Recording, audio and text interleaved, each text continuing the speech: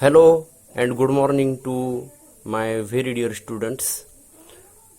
First of all, I heartily welcome to all of you to the PowerPoint presentation prepared and presented to you by me, that is PS Sangave, TGT English, JNV Shegao, District Buldana. Dear friends, today's topic is a poem. The name of the poem is A Tiger in the Zoo, and it is written by a great poet, Leslie Norris. Let's see about the poet in short. You can see here there is a picture of Leslie Norris, and he is famously called George Leslie Norris. He was a prize-winning Welsh poet and short story writer. He taught at academic institutions in Britain and the United States, including Brigham Young University. A great genius poet, he was born on 21st May 1921 and breathed his last on 6th April 2006. That is, he died on 6th April 2006. And we are very fortunate to have one of his poems, and as I told you, the name of the poem is A Tiger in the Zoo. And before going to see the details that have been described in the stanzas of the poem, let's see the gist of the poem in the form of the summary. The summary is here in front of you. The poem describes a caged tiger that looks beautiful with beautiful stripes on his skin and has velvet like soft paws. So the tiger who is put inside the cage looks very beautiful with the beautiful stripes on his body, and all of you know the stripes which are there on the body of the tiger are yellow and black, and has velvet like soft paws. But he is not at all happy. Moreover, he is angry inside the cage. Of course, the tiger can never be happy if it is caged. Moreover, the tiger will be angry. So the same was the case here with this tiger as well. The poet says that if the tiger had not been confined to the zoo cage, confined, that is caged or jailed. If the tiger had not been jailed or confined to the cage, he would have been hiding himself behind the long grass near some water body to catch a deer. Also, he would have terrorized the residents of the village around the forest and the surrounding area. So, just a sight of a tiger is terrorizing itself. And if the tiger had been free, the tiger would have terrorized, or the tiger would have troubled the residents over there with his just appearance. But the reality is totally opposite to this. He is confined in a cage, deprived of his long awaited freedom. He has no freedom at all because he is put in the cage. He could not show his power to the visitors. So the visitors, those who come to the zoo to have the sight, to see the tigers, he could not show his power to them.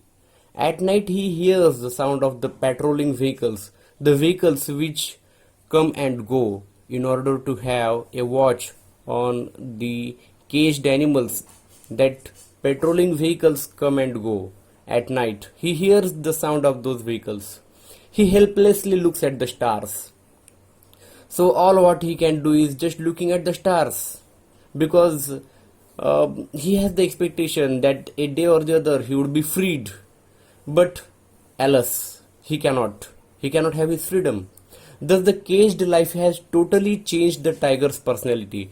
So the tiger's personality, which is known for his majesty, which is known for his greatness, which is known for his royal appearance, that has been totally changed. Now let's see the poem, A Tiger in the Zoo. He stalks in his vivid stripes the few steps of his cage on pads of velvet quiet in his quiet rage. So this is the first stanza. He stalks in his vivid stripes. Stalks, that is, walks quietly or stealthily. So he is walking, he is striding inside the cage with his vivid stripes. Vivid, that is, bright colored.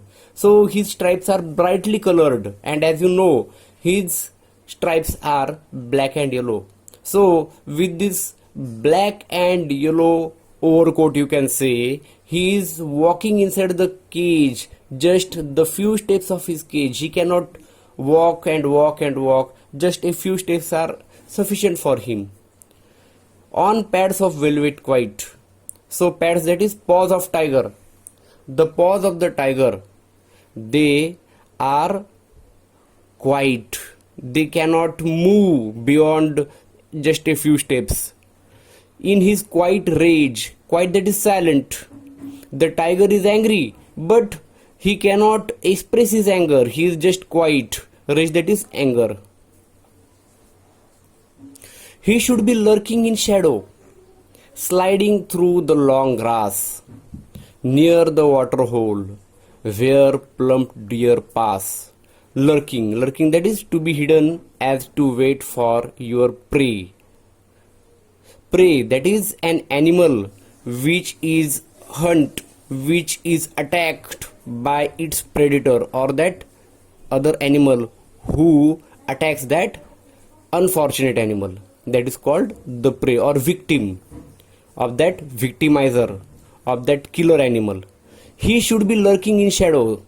The tiger, he is therefore the tiger.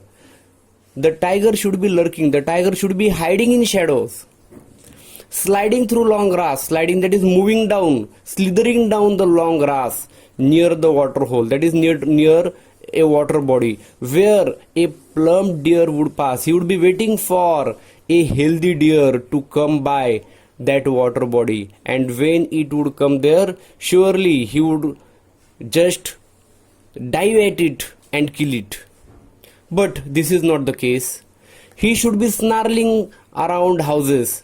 So he should be snarling, that is, growling sound of the tiger. So he should be growling around the houses at the jungle's edge, bearing his white fangs, his claws terrorizing the village. Bearing, that is, uncovered, showing his white fangs and his claws, that is, his big curved nails. They are called claws. So he should be showing his big curved claws. He should be showing his white fangs, that is, his sharp teeth. He should be showing that in order to terrorize the vehicle, in order to terrorize the villagers. But it is not the case. Now you can see in this picture, these are the fangs of the tiger, and you can see how big they are. And once they are put through the body of that unfortunate animal, surely there are least chances for the survival of that animal. But he is locked in a concrete cell. Here the word "but" is used. This conjunction itself shows the opposite, the contrast of the earlier stanzas. But what is the reality? He is locked in a concrete cell. He is locked in that cage. His strength behind bars, stalking the length of his cage. He is just walking up and down the cage, ignoring visitors. The visitors, those who are coming there, he is not paying any heed. He is not paying any attention to those visitors. He hears the last voice at night. So when it is the night time, he hears the last voice of the zoo caretakers, the patrolling cars. He hears the patrolling cars coming up and down, and stares with his brilliant eyes at the brilliant stars, and helplessly he looks at the brilliant stars in the sky with his brilliant eyes. His eyes look like jewels. His eyes look like burning hot. But what is the use of that? Because all his powers have been taken away, have been snatched by the caged life. Hope you would have understood the poem. Yet, a few recapitulatory questions I am posing here for you. Hope these questions will be solved by you. What would the tiger have been doing if he were in his natural habitat? Habitat, that is dwelling. So if the tiger had been there in the wild, what would have the tiger been doing? This is the first question for you. The second one is, why does the tiger express his rage quietly? Rage, that is anger. So why do you think the tiger expresses his anger quietly? Why he is silent in his anger itself? What does the poet think where the tiger should be? What is the poet's idea where the tiger should be? This is the third question. Fourth question is, what is a water hole? What is the water body? What should the tiger be?